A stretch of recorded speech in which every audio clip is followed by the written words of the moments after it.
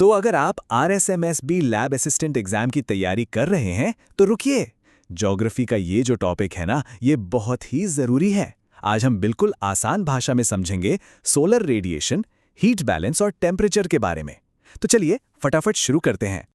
अच्छा, सबसे पहले एक बड़ा सवाल, और यही सवाल है आज के हमारे पूरे टॉपिक की जड़। सोचिए, पृथ्वी को सूरज से लगातार मतलब कॉन्स्टेंटली एनर्जी मिल रही है ना? तो फिर ये गर्म होकर मतलब जल क्यों नहीं जाती? भाई बड़ा सवाल है, और इसी का जवाब हम आज ढूंढने वाले हैं। अब देखिए, इस सवाल का जवाब पाने के लिए हम इस पूरे सफर को 6 हिस्सों में समझेंगे। सबसे पहले देखेंगे कि सूर्य की ऊर्जा है क्या, फिर इंसुलेशन को कौन से फैक्टर्स प्रभावित करते हैं। उसके बाद आएगा पृथ्वी का हीट बजट मतलब ऊष्मा का बजट। फिर हम ऊष्मा के ट्रांसफर और तापमान को समझेंगे। और हाँ, सबसे आखिर में होगा एग्जाम स्पेशल रिवीजन और MCQs। ठीक है, तो चलिए पहले सेक्शन से शुरू करते हैं। तो सबसे पहले बेसिक से शुरू करते हैं। आखिर ये सूर्य से आने वाली एनर्जी है क्या भला? देखिए, यहाँ पर एक बहुत जरूरी शब्द है, इंसोलेशन। हिंदी में इसे सूर्यातप कहते हैं। ये कुछ नहीं, बस वो इनकमिंग सोलर रेडिएशन है जो पृथ्वी तक पहुंचती है। और एक बात याद रखिए, ये हमेशा शॉर्ट वेव्स यानी लघु तरंगों के रूप में आती है।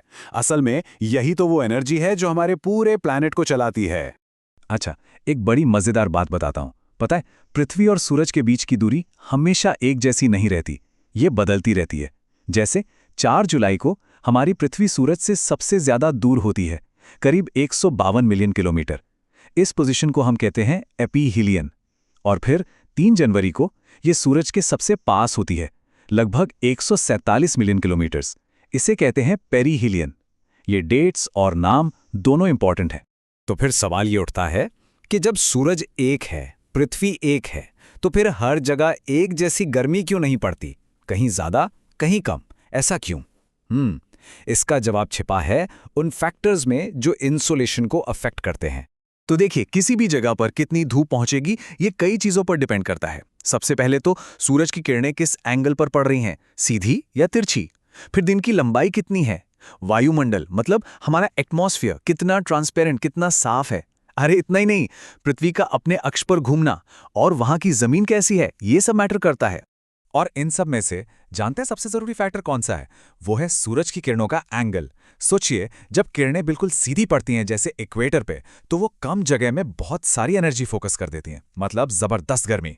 लेकिन जैसे जैसे आप ध्रुवों की तरफ मतलब पोल्स की तरफ जाते हैं, लैटिट्यूड बढ़ता है, तो किरणें तिरछी हो जाती हैं और ज्यादा बड़े एरिया में फैल जाती हैं। नतीजा, गर्मी का असर कम हो जाता है।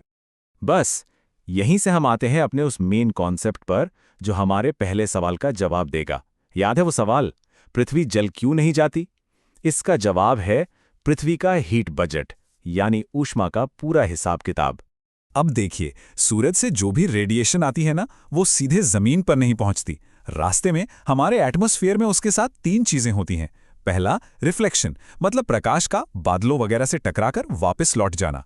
दूसरा, स्कैटरिंग यानी प्रकाश का धूल के कणों से टकराकर चारों तरफ बिखर जाना। पता है, आसमान का नीला रंग इसी स्कैटरिंग की वजह से होता है। और तीसरा, एब्जॉर्प्शन, जब वाटर वेपर और ओजोन जैसी गैसें कुछ एनर्जी को सोख लेती हैं। ये जो रिफ्लेक्शन की बात हुई ना, इसी से जुड़ा एक और टर्म है एल्बिडो। एल्बिडो का मतलब है कोई सरफेस कितनी लाइट को रिफ्लेक्ट करती है। ये हीट बैलेंस के लिए बहुत जरूरी है।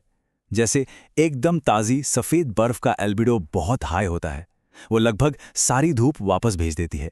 वहीं गहरे रंग की मिट्टी का एल्बिडो कम होता है, वो ज़्यादातर धूप को एब्जॉर्ब कर लेती है। चलिए, अब इस पूरे हीट बजट को आसानी से समझने के लिए एक सिंपल सा हिसाब लगाते हैं। मान लेते हैं सूरज से एटमॉस्फेयर के टॉप पर टोटल 100 यूनिट एनर्जी आ रही है।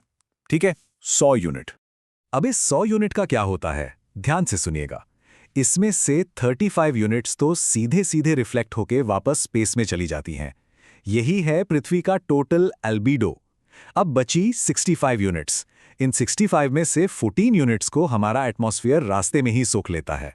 तो जमीन तक कितनी पहुंची? सिर्फ 51 यूनिट्स। जी हां, सिर्फ 51 यूनिट्स ही जमीन को गर्म करने का काम करती हैं। और यहीं पर है सबसे बड़ा कंफ्यूजन पॉइंट जो एग्जाम में खूब पूछा जाता है।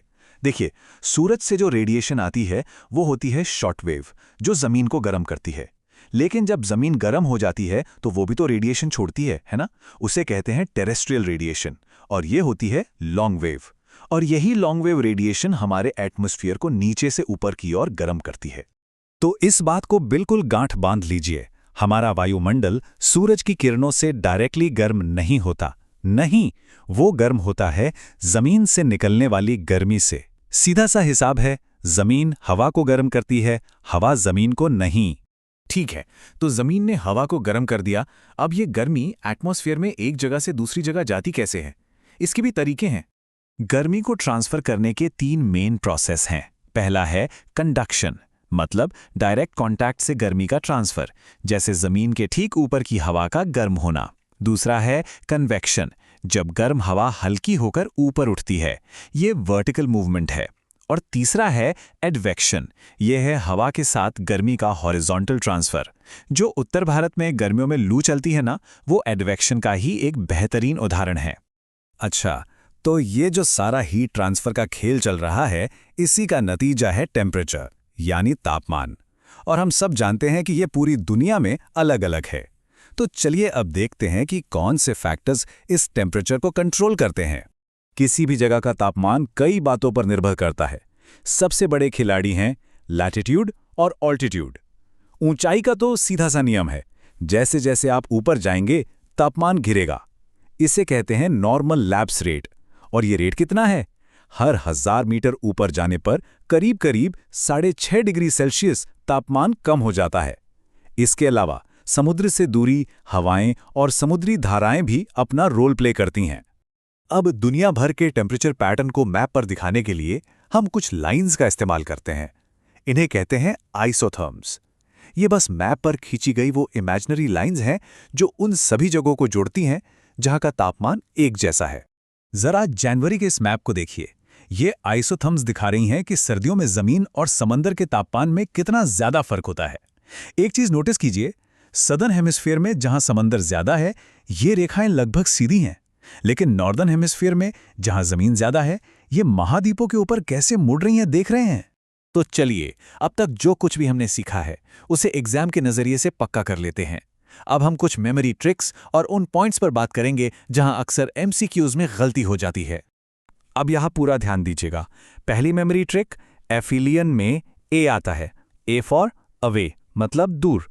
पेरिहीलियन में पी आता है, पी फॉर पास। सिंपल। अब आते हैं एमसीक्यू ट्रैप्स पर। पहला, एटमॉस्फेयर को गर्म करने वाली रेडिएशन कौन सी है? टेरेस्ट्रियल रेडिएशन, जो लॉन्ग वेव होती है, ना कि इंसोलेशन। दूसरा, सबसे ज्यादा गर्मी कहाँ होती है? इक्वेटर पर नहीं, सब ट्रॉपिकल डेजर्ट्स में, क्योंकि वहां बादल नहीं होते। और तीसरा ट्रैप, टेम्परेचर इन्वर्जन क्या है? ये नॉर्मल लैप्स रेट का ठीक उल्टा है, जब ऊंचाई के साथ तापमान घटने के बजाय बढ़ने लगता है। चलिए अब एक फटाफट रिवीजन हो जाए। मैं आपसे 10 सवाल पूछूंगा जो एग्जाम में आ सकते हैं। हर सवाल के बाद मैं थोड़ा रुकूंगा, आप मन में जवाब सोचिएगा। तैयार है? पहला सवाल, 4 जुलाई को पृथ्वी की पोजीशन को क्या कहते हैं? दूसरा, सूरज से आने वाली रेडिएशन किस तरह की वेव्स होती हैं? तीसरा, आसमान का रंग नीला क्यों दिखाई देता है? कौन सा प्रोसेस है वो? चौथा, नॉर्मल लैप्स रेट क्या है? मतलब हर 1000 मीटर पर कितना तापमान गिरता है? पांचवा, हमारा एटमॉस्फेयर आखिर गर्म किससे होता है? छठा, हवा जब गर्मी को हॉरिजॉन्टली एक जगह से दूसरी जगह ले जाती है तो उसे क्या कहते हैं? सातवां, मैप पर एक जैसे तापमान वाली जगहों को जोड़ने वाली लाइन का नाम क्या है? आठवां, ताजी बर्फ और गहरी मिट्टी में से किसका एल्बिडो ज्यादा होगा? नवां सवाल, पृथ्वी सूरज के सबसे नजदीक किस स्टेट को होती है? और 10वां, जब ऊंचाई के साथ तापमान बढ़ने लगे तो इस कंडीशन को क्या कहते हैं? बहुत बढ़िया। इन सवालों के जवाबों को चेक करने के लिए आप इस सेशन को दोबारा देख सकते हैं। अपनी तैयारी जारी रखिए।